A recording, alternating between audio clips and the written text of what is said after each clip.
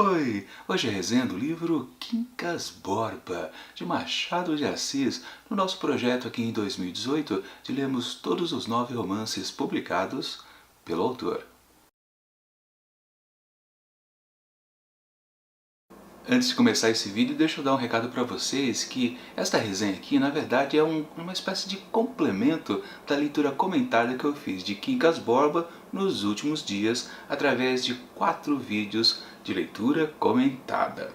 Por isso, eu vou deixar aqui em cima o link da playlist desse projeto, de ler os 9 romances de Machado de Assis aqui em 2018. Lá você vai poder ver os vídeos, os 4 que eu fiz para Quincas Borba e também para os outros livros que já vimos aqui no projeto. Começamos lá no comecinho do ano com Ressurreição, depois Memórias Póstumas de Brás Cubas, em seguida A Mão e a Luva e depois Quincas Borba. E já lembrando, fazendo um aviso que mês que vem começamos com Helena, mais outro livro do Machado da sua fase romântica. Aliás, o primeiro vídeo da leitura comentada dos primeiros capítulos vai ser nessa próxima sexta-feira. Então, se você já quiser entrar dentro desse projeto junto comigo, tá feito o convite.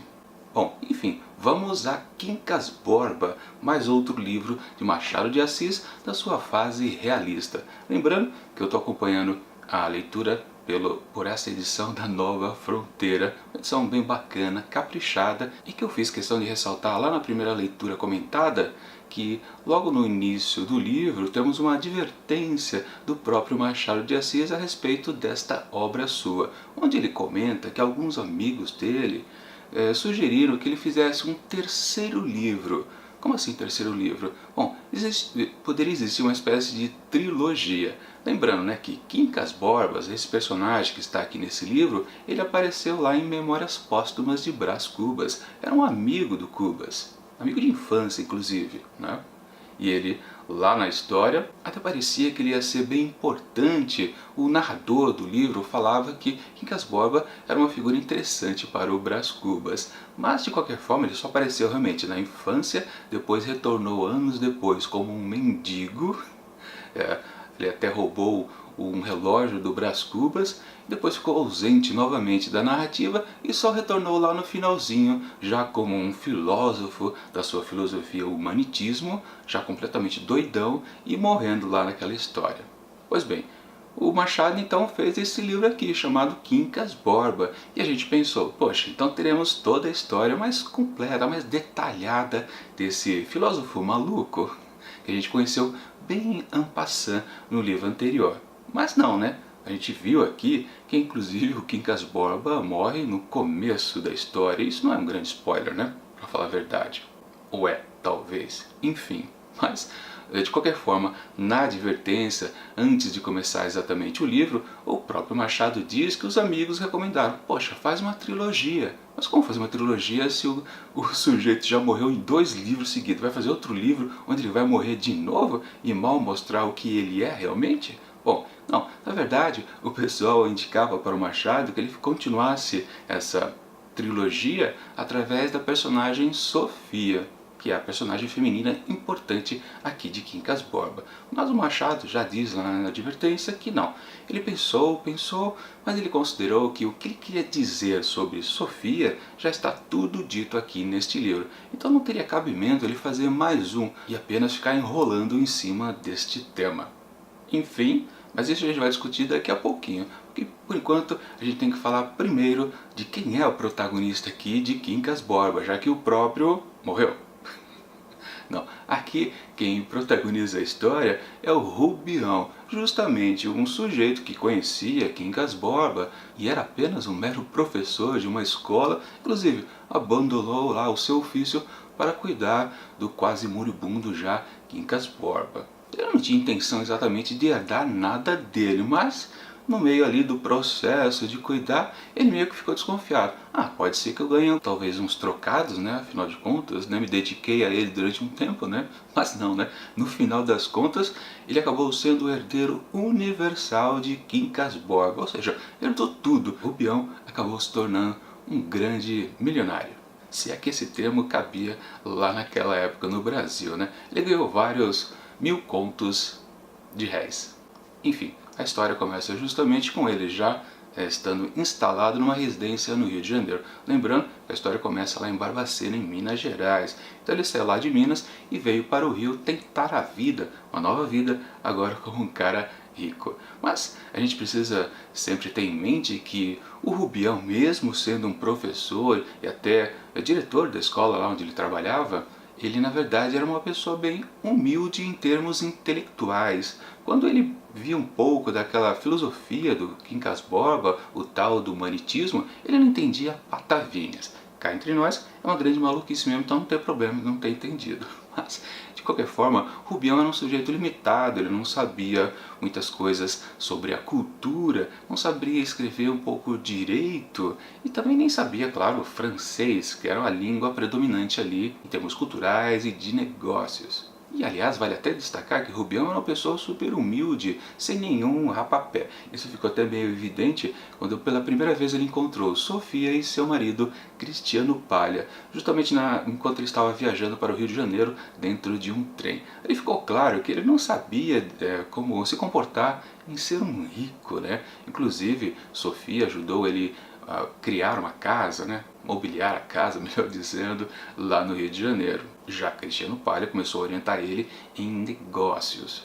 Enfim, disso tudo a gente já tem a base aqui dessa história, que é mostrar as características desses dois personagens principais, tanto o Rubião quanto a Sofia.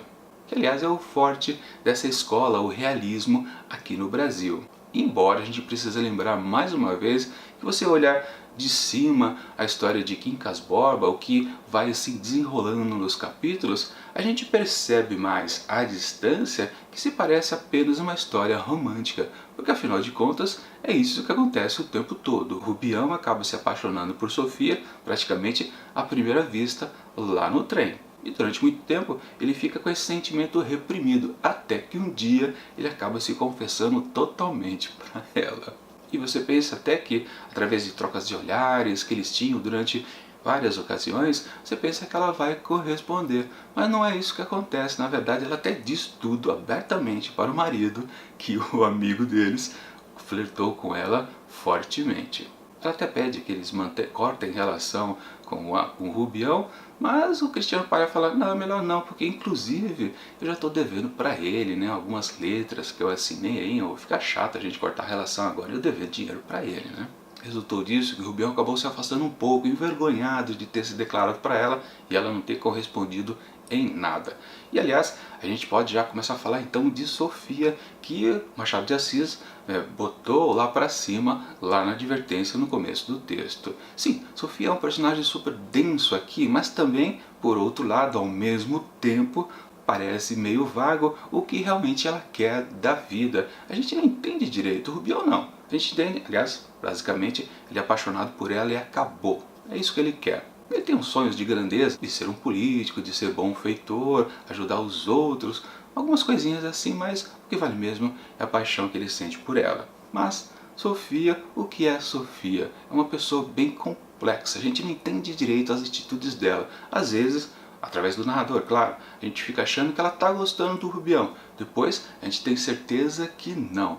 E em seguida, em outra ocasião, quando aparece um concorrente ali, que é o tal do Carlos Maria, a gente pensa, ah tá, ela vai gostar então desse Carlos Maria, há grandes indícios que ela goste dele, mas também no fundo isso não vai para frente. E aí entra algumas características bem conhecidas do Machado de Assis nos seus romances, que é a mudança de rumo e, de repente, do rumo da história. Você não sabe por quê, isso aconteceu. E por coincidência dessas divisões que eu faço aqui durante as leituras comentadas, eu pego sempre a quantidade de páginas de cada livro e faço uma divisão, ou divido por 3 ou divido por 4, depende da quantidade de páginas, né?